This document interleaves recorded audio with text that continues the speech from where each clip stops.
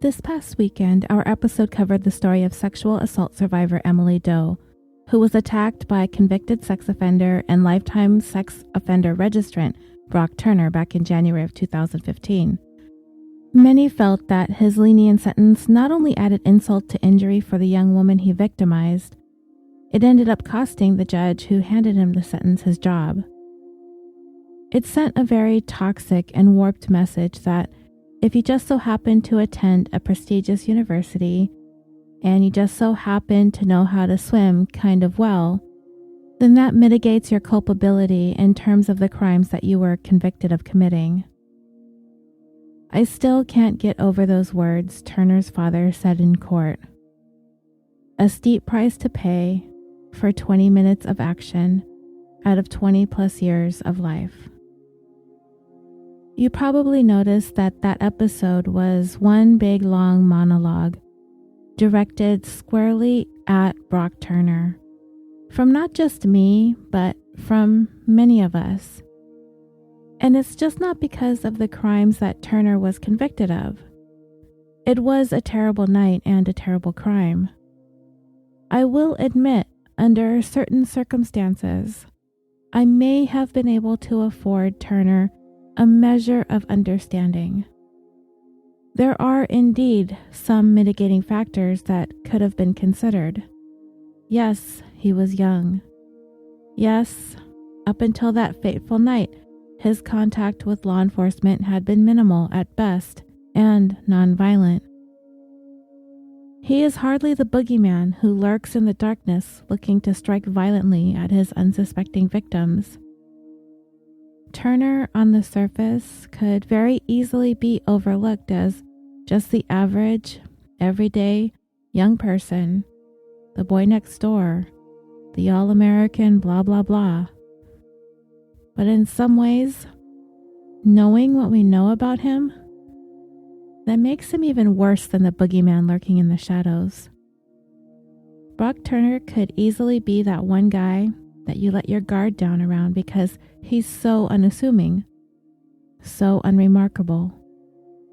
And sometimes people like him get a pass, just like he did when Judge Persky slapped him on the wrist with a 6-month stint in county jail, of which he only served 3. But for us, we don't feel like Turner's case deserved any mitigation.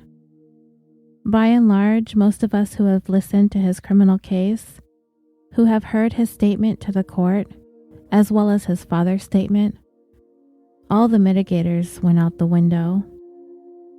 The arrogance, the failure to take responsibility, the finger pointing and blaming everyone and everything but himself caused us to simply loathe this guy. And then to come back a year or so later, asking for his conviction to be tossed, to ask for a new trial, because he doesn't want to be a sex offender registrant forever, he continues to demonstrate that the only person he is concerned about is himself. He has no regard for the woman that he attacked, needlessly needing to dredge all this stuff up again. I know he can't appeal forever, but I'm sure he won't stop until all of his appeals are exhausted. And hopefully then Turner can just go away for good. It will be a very long time before any of us forget the sweetheart deal that this guy received for his crimes, that's for sure. It is part of the reason why, when telling this story, I had hoped it would be somewhat of a catharsis for all of us listening, women, men, survivors, to be able to tell it straight to him. There's a couple of criminal defendants I've wanted to address directly, but this is the first time we actually did it, and it felt really good. And I hope all of you listening enjoyed it as well. Unless you're Brock Turner or his dad, then you probably didn't like it, but I don't care.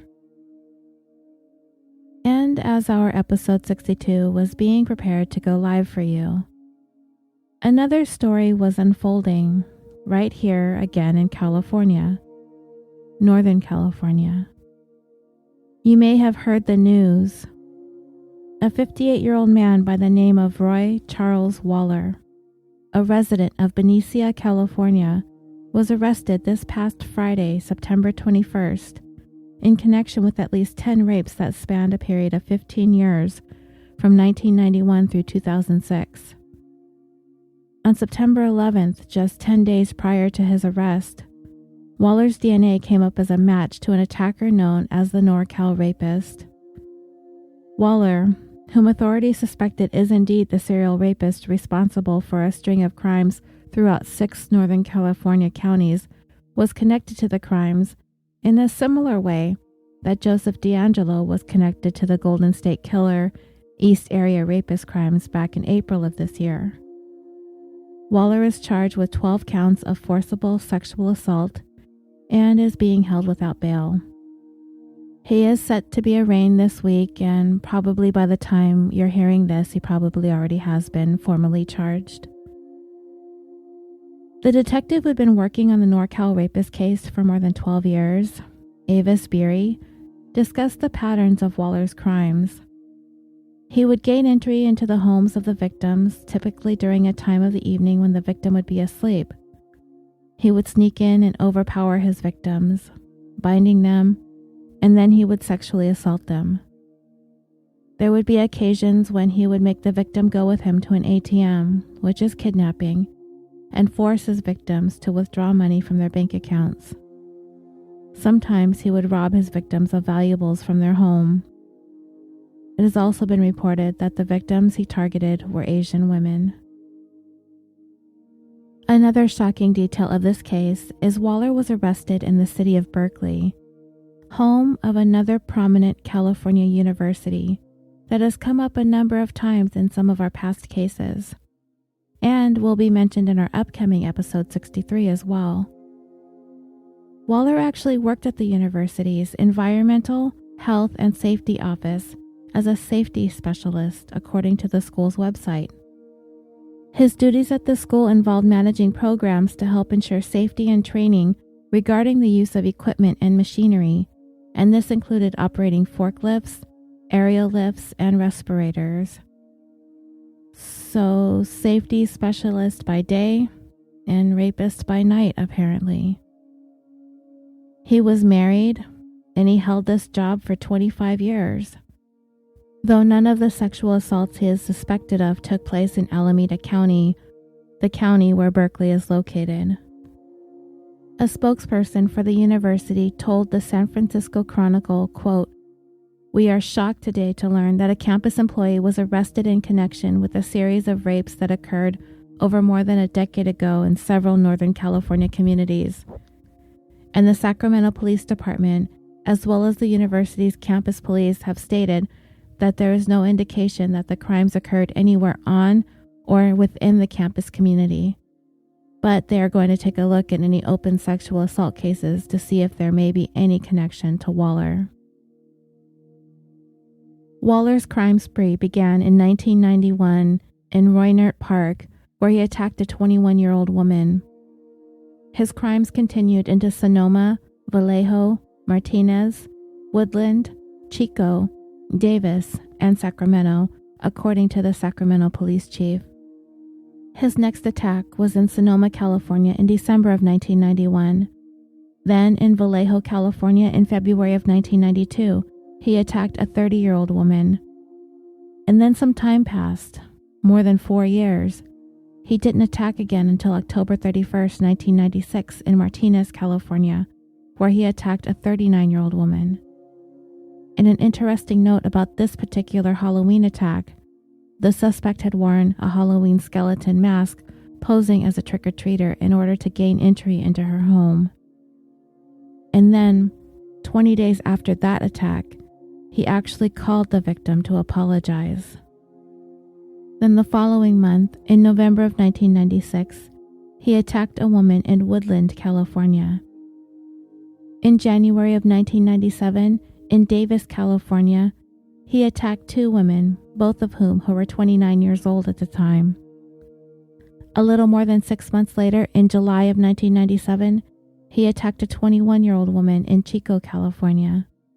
But this time, the victim stabbed the suspect in the arm, causing his DNA to be left behind at the scene.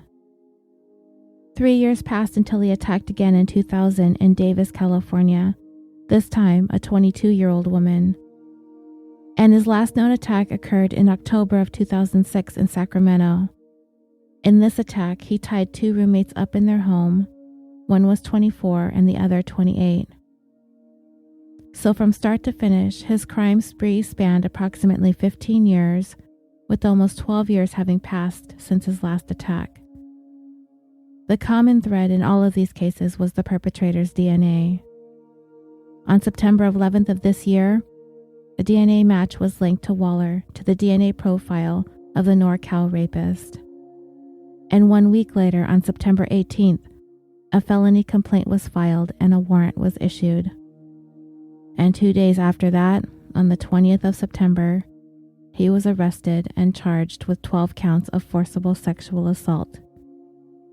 The genealogy site GED Match is the site that was used to finally find the suspect 27 years after his first assault.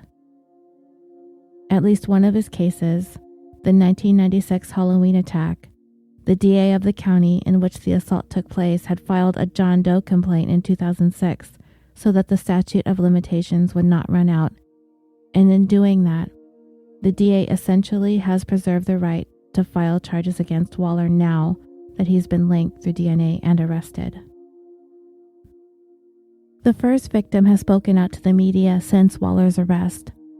The Friday morning following his arrest, Nicole Ernest Pate received a phone call from the Sonoma County District Attorney's Office to inform her that they had arrested the man they suspected attacked her 27 years earlier. Speaking to the media, she stated, quote, "I literally felt like the room started spinning and I fell down onto the floor. I could not speak. I was happy, elated, sad, angry. There was a lot going on. I'm relieved, and this has been a long time coming. I don't cry a lot about this. I've been waiting for this for a long time. When I saw his face, I felt nothing." 27 years earlier in 1991, Waller broke into Nicole's home and attacked her. She was awakened by a man with a mask on, his arms around her, and a gun to her head. But police back then, they didn't believe the 21-year-old. For whatever reason, they told her that they didn't buy her story, which is something that we've heard before from sexual assault survivors in the past. Although things are not perfect now, I do feel survivors are starting to be taken a little bit more seriously. At least I hope that this is the case. If things were perfect, there would be no such conversation to be had about sexual assault, or the rape culture that has historically attempted to silence survivors. So this arrest of Waller, it is very reminiscent of the arrest of Joseph DeAngelo earlier in the year. Known by a variety of monikers, including the Golden State Killer, the East Area Rapist, the Original Night Stalker, the Diamond Knot Killer, and the Visalia Ransacker. His crimes going unsolved for nearly 44 years. His story's been told very well, as a matter of fact, by Case File, and of course by Criminology, who was mid-season in their telling of the case of the Golden State Killer when he was arrested in April. And when he was arrested, several podcasts did report the story and the arrest, including the Generation Y podcast. So I'm not going to go too deeply into the case because they have done it justice. But in case you don't know or haven't listened, I wanted to give you an overview of DeAngelo and the crimes that he's been connected to and charged with. And because this man has committed so many crimes over the span of his criminal career, this list is massive.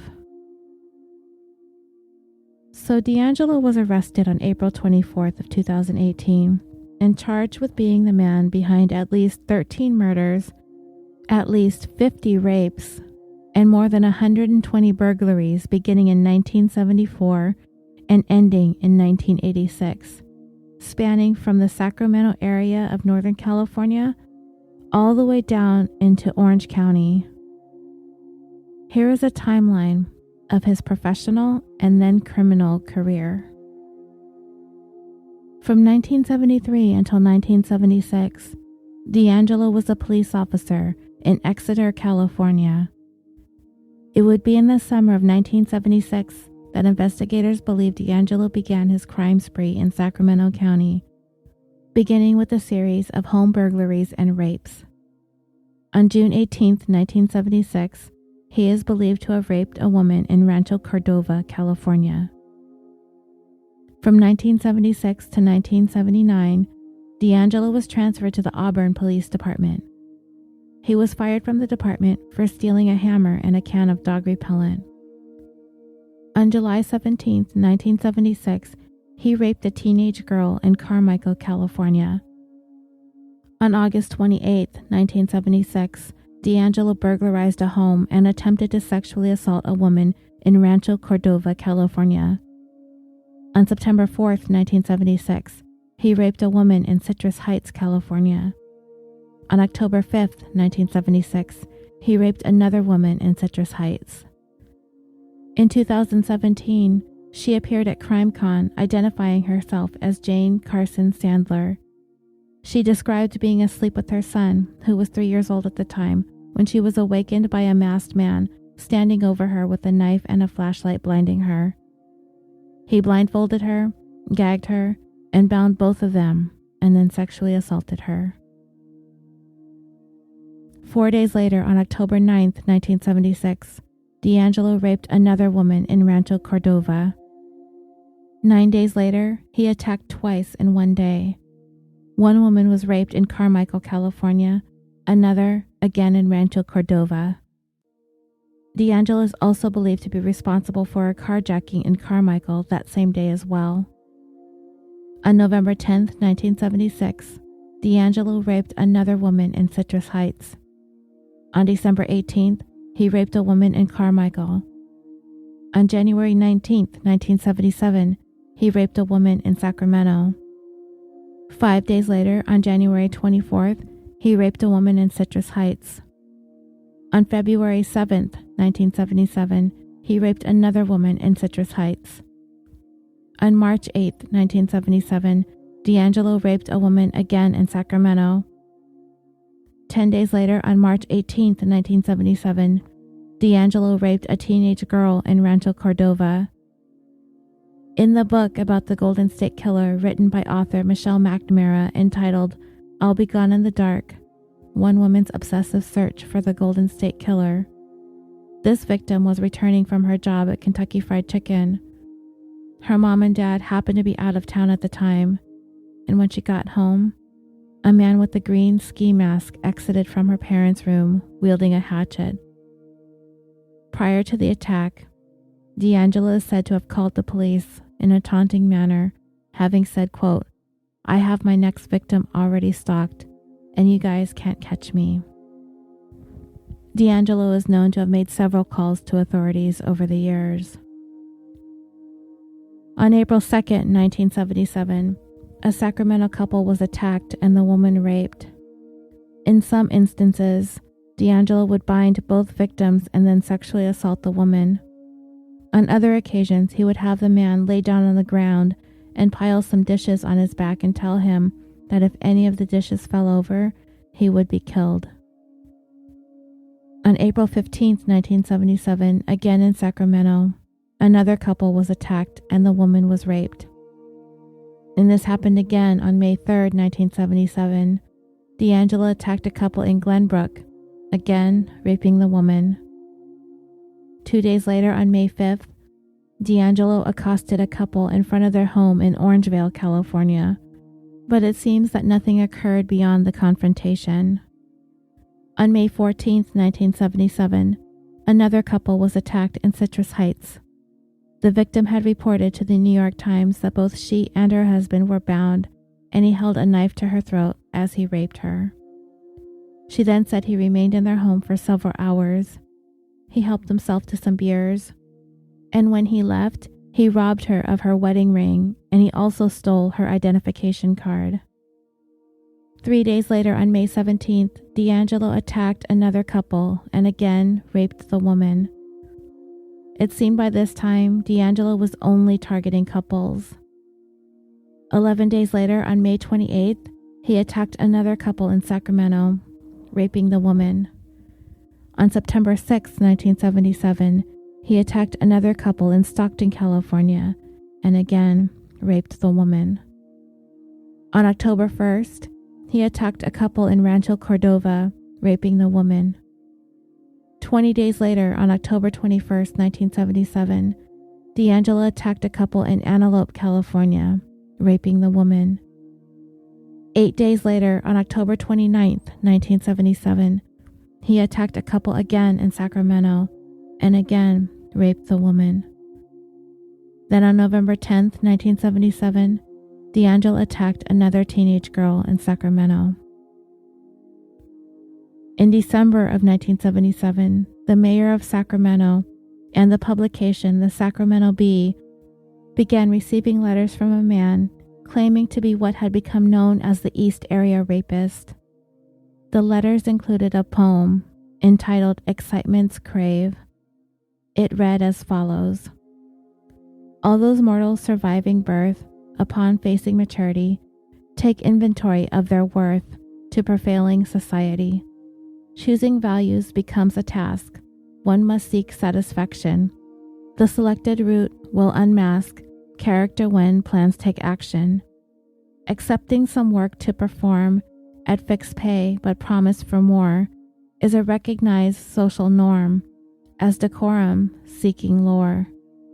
Achieving while others lifting should be cause for deserving fame. Leisure tempts excitement seeking. What's right and expected seems tame. Jesse James has been seen by all, and Son of Sam has an author. Others now feel temptation's call. Sacramento should make an offer. To make a movie of my life that will pay for my planned exile. Just now I'd like to add the wife of a mafia lord to my file. Your East Area rapist and deserving pest. See you in the press or on TV. Beginning in 1978, this was the year DeAngelo began calling previous victims to not only threaten them, but to also taunt them as well. The calls would continue for more than 22 years. On January 28, 1978, DeAngelo raped 2 sisters in Sacramento. On February 2, 1978, he escalated his crimes to what investigators believed were DeAngelo's first murders. Married couple, 21-year-old Brian and 20-year-old Katie Maggiore, were shot and killed in the Rancho Cordova area of Sacramento.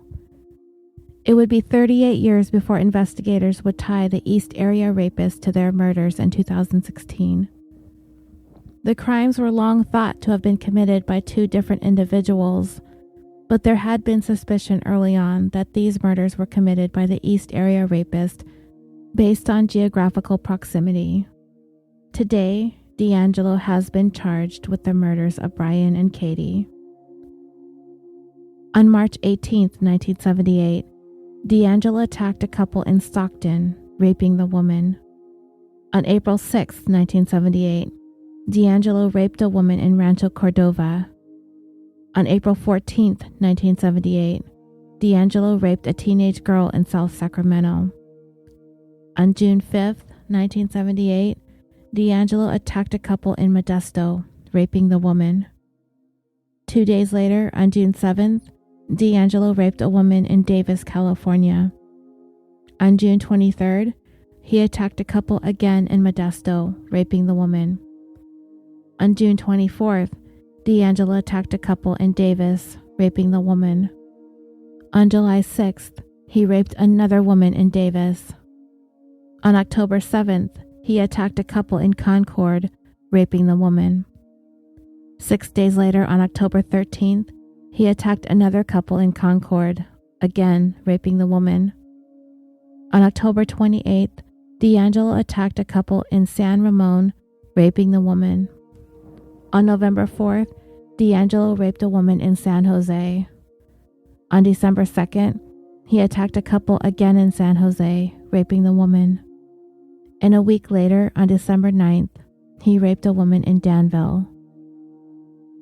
The following year, 4 months into 1979, on April 5th, DeAngelo attacked a couple in Fremont, California. On June 2nd, DeAngelo raped a teenage girl in Walnut Creek. On June 11th, he attacked a couple again in Danville, raping the woman.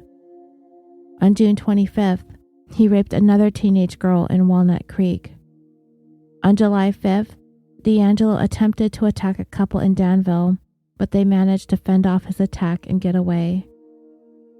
3 months later, on October 1st, DeAngelo broke into the home of a couple in Goleta, California, chanting, "I'll kill them," as he did so.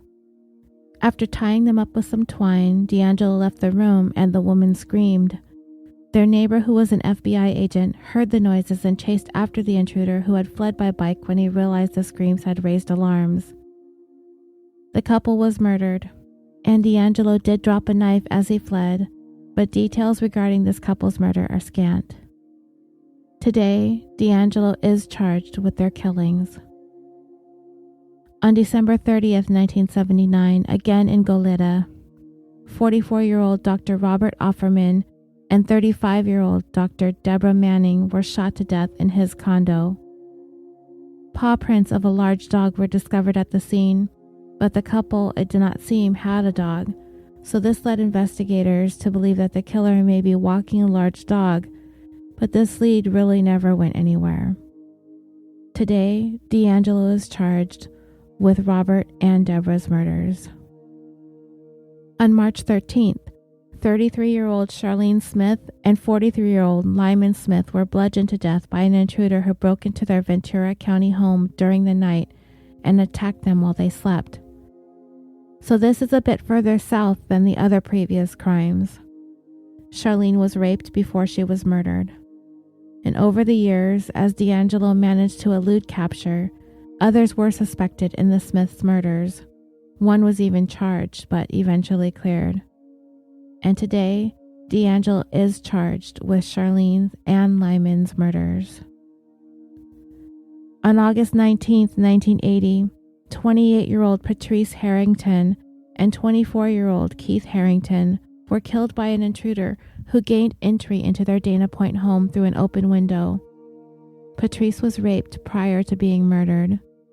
Their case went cold very quickly, as this one was in the southernmost parts of Orange County, just a few miles outside of San Diego County.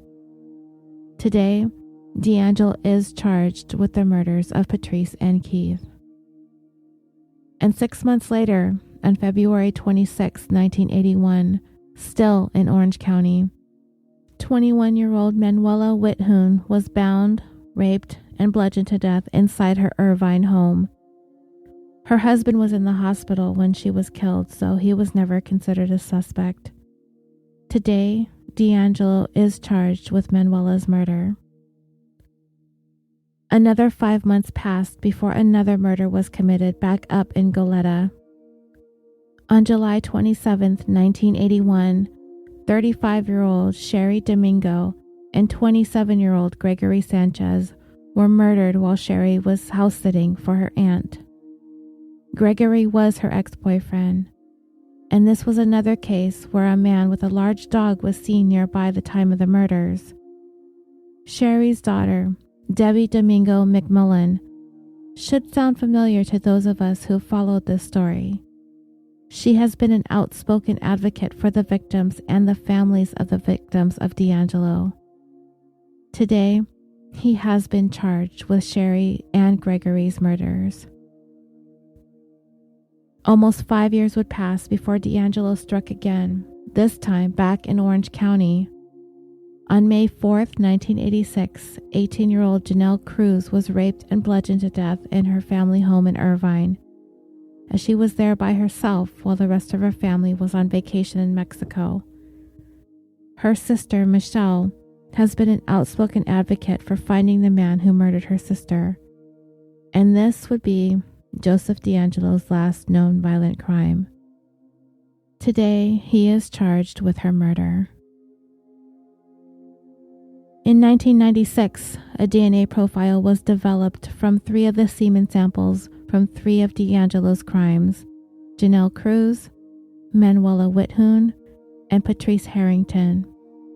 All samples were found to be from the same killer. In 2001, the crimes of the East Area Rapist and the original Night Stalker were finally linked, primarily through the killer's MO, but several of the rapes in Contra Costa County were linked to some of the Orange County murders through DNA. Then in 2011, the Domingo Sanchez murders were linked through DNA as well. In June of 2016, the FBI held a press conference with more information about the case, as well as announced a reward of $50,000. And then you know that by 2018, Michelle McNamara's book renewed interest in this case, and DeAngelo was finally identified when his DNA was matched up to a public genealogy database. He was surveilled, a discarded sample of his DNA was collected, and it was confirmed that he was responsible for all of these crimes. There is so much more that could be discussed when it comes to DeAngelo. I honestly don't think there are enough hours in the day. But I wanted to talk about one more case in the vein of sexual assault before we go. As I was finishing this up, getting it ready to record tonight, I got the news that Bill Cosby was sentenced today. Like DeAngelo, the crimes of which he is suspected of had spanned so many years and involved so many victims. And his case made even more shocking by the fact that Cosby had long been considered the beloved quote-unquote America's dad due to his portrayal of Dr. Cliff Huxtable on the very popular sitcom The Cosby Show. In the wake of the allegations that spanned at least 5 decades and 2 countries, the allegations had largely been quiet up until 2014, when comedian Hannibal Buress referenced Cosby's transgressions as a part of his stand-up comedy act. And it was a bit that he had been including for about 6 months by the time it was recorded, having been performed on October 16th, 2014 at a club in Philadelphia.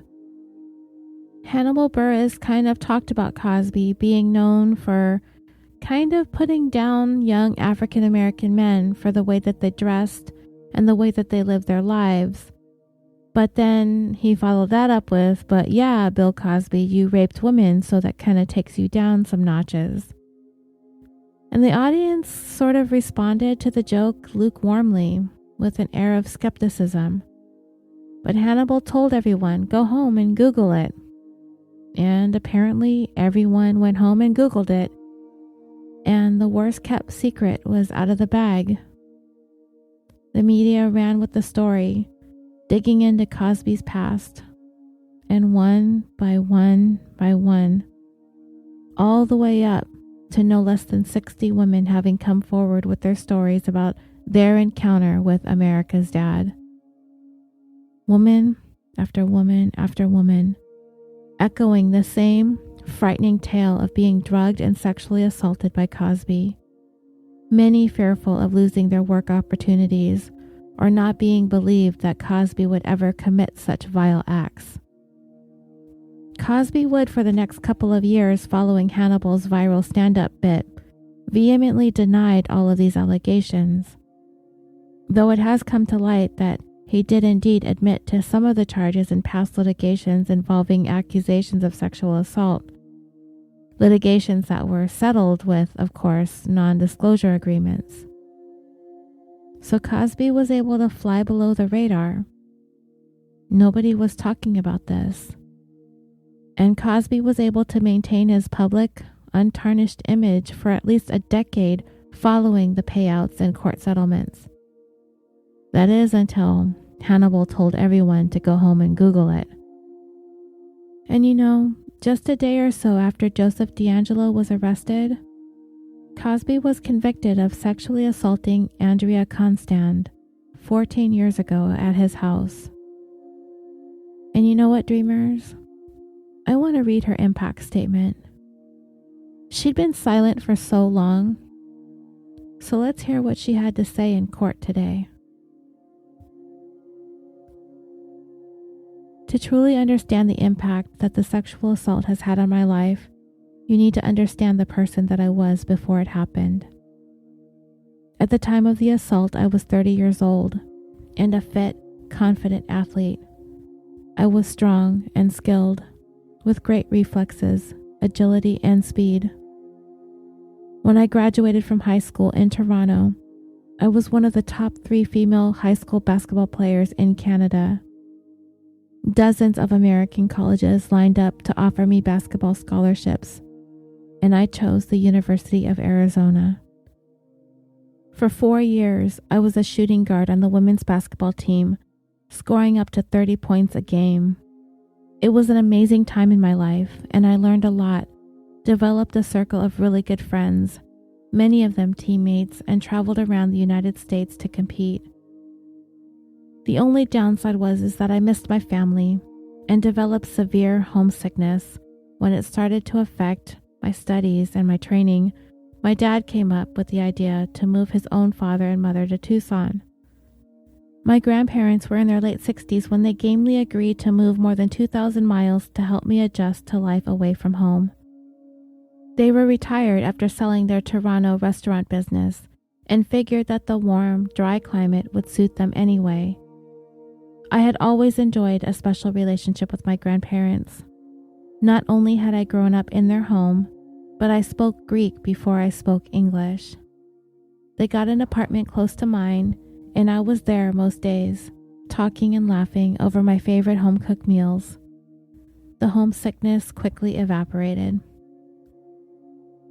After I graduated from the University of Arizona with a degree in communications, I signed a 2-year contract to play professional basketball for Italy.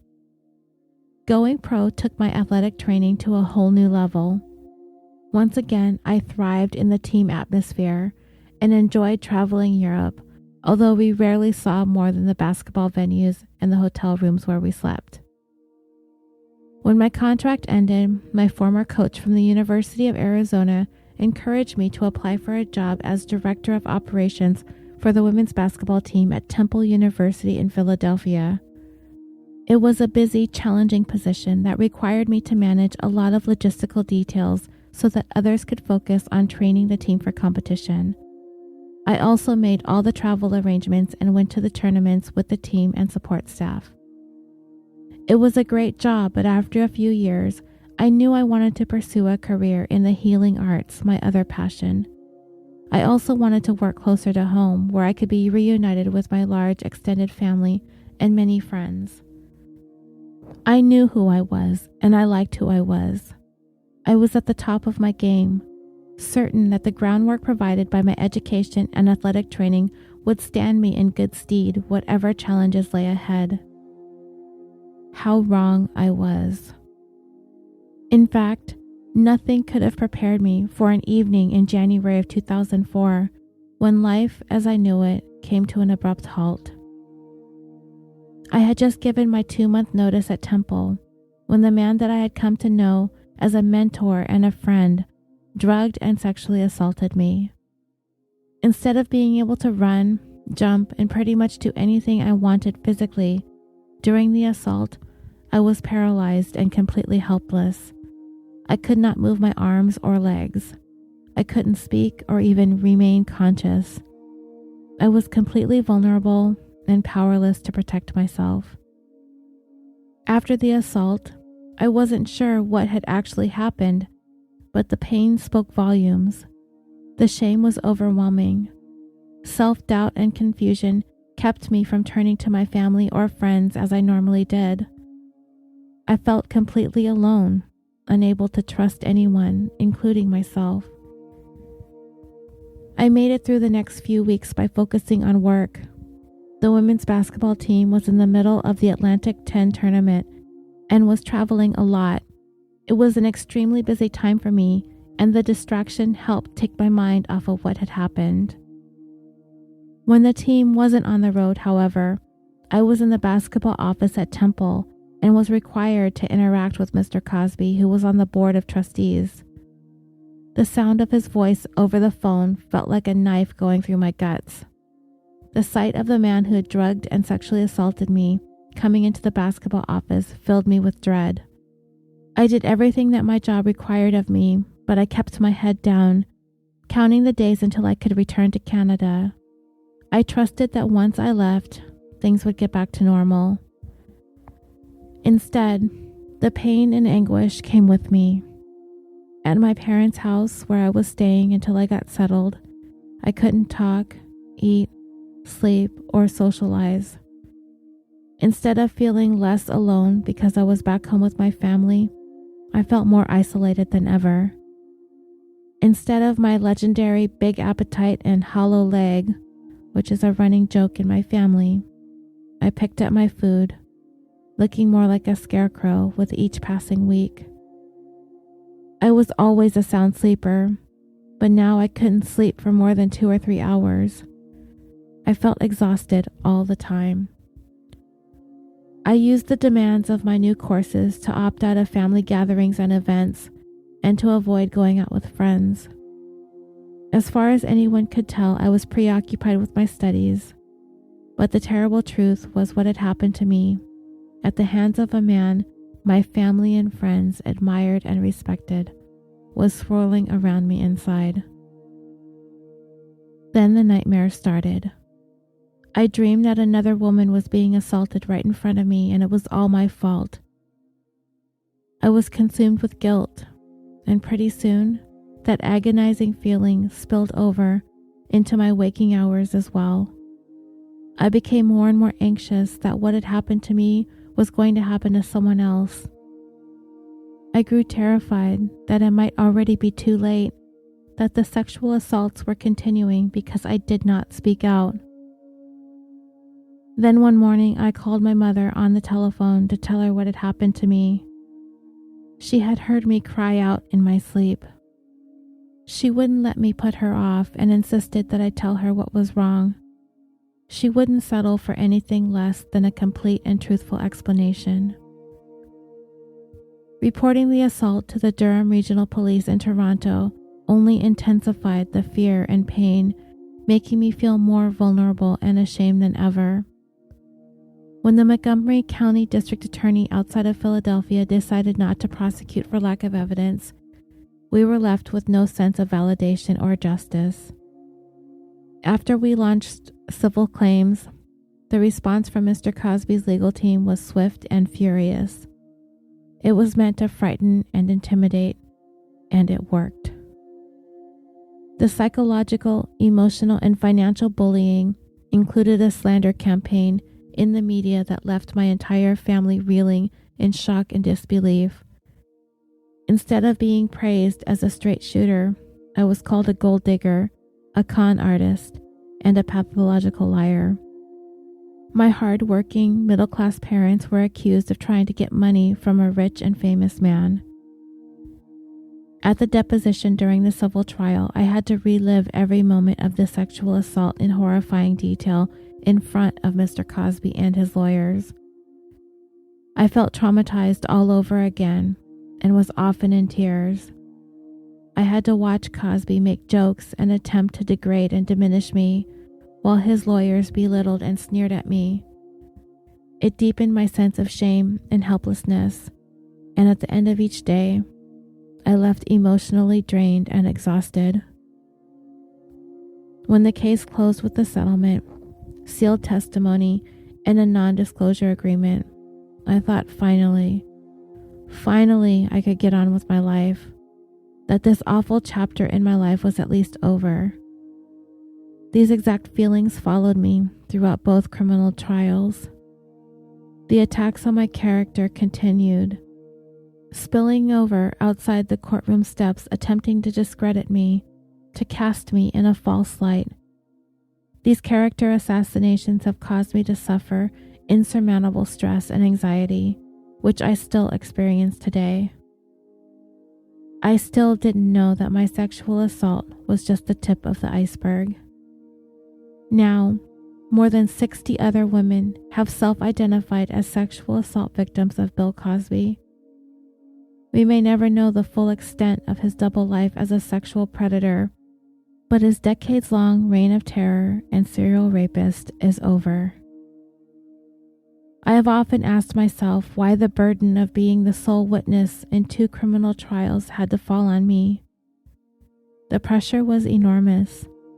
I knew that how my testimony was perceived, that how I was perceived, would have an impact on every member of the jury and the future mental and emotional well-being of every sexual assault victim who came before me. But I had to testify. It was the right thing to do, and I wanted to do the right thing, even if it was the most difficult thing I've ever done. When the first trial ended in a mistrial, I didn't hesitate to step up again. I know now that I am one of the lucky ones. But still, when the sexual assault happened, I was a young woman brimming with confidence and looking forward to a future bright with possibilities. Now, almost 15 years later, I'm a middle-aged woman who's been stuck in a holding pattern for most of her adult life, unable to heal fully or to move forward. Bill Cosby took my beautiful, healthy young spirit and crushed it. He robbed me of my health and vitality, my open nature, and my trust in myself and others. I've never married, and I have no partner. I live alone. My dogs are my constant companions, and the members of my immediate family are my closest friends. My life evolves around work as a therapeutic massage practitioner. Many of my clients need help reducing the effects of accumulated stress, but I've also trained in medical massage at Memorial Sloan Kettering Cancer Center in New York and often help cancer patients manage the side effects of chemotherapy and radiation.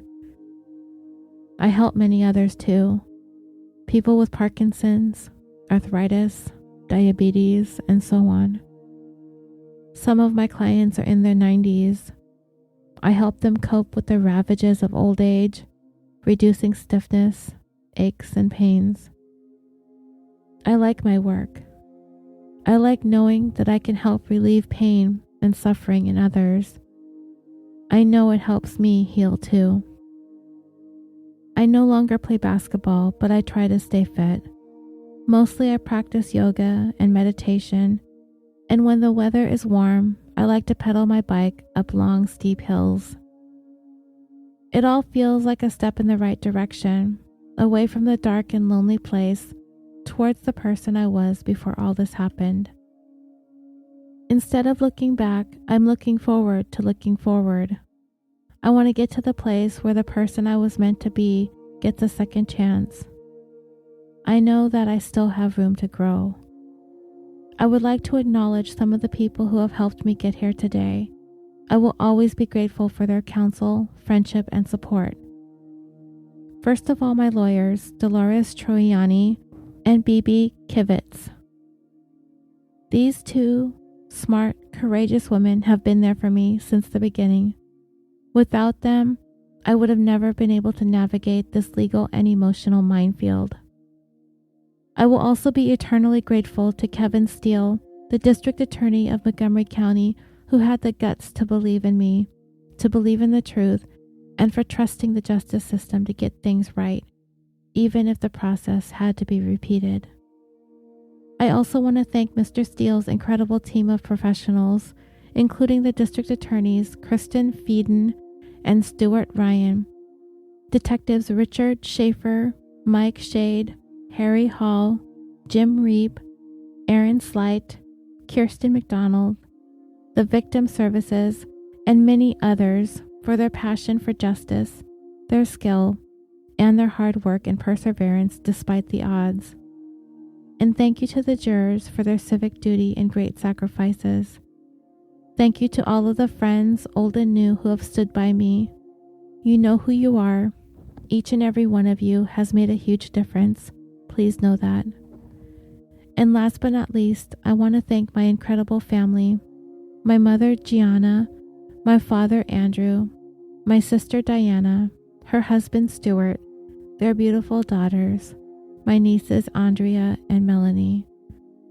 Thank you for proving over and over again that if there's one thing in life that you can always count on, it's family.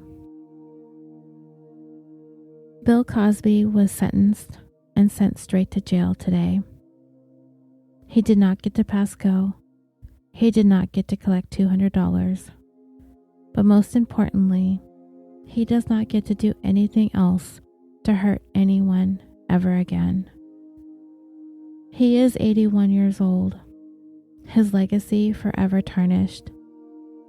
Scores of his victims will never be able to have the satisfaction of seeing justice done in their individual cases, but it does not in any way diminish their stories. It is just the unfortunate way our system works. But hopefully, through Andrea Constand, every single woman Cosby has violated had a small measure of justice today. And for that, we thank you, Andrea, for your courageousness in standing up and standing strong for every woman. Dreamers, thank you for listening, and until next time, sweet dreams.